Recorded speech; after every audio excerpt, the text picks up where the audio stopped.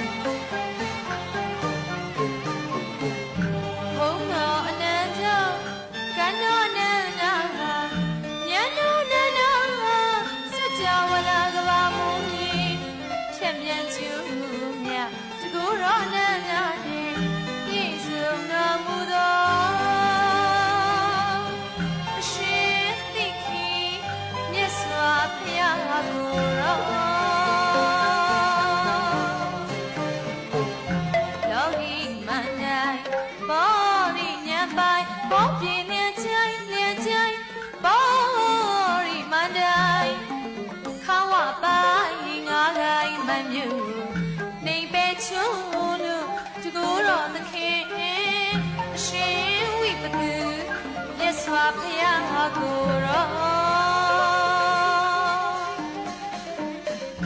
သီလမြေသူမေယုသမာရီကိုရစိပညာဝိတုရောကေ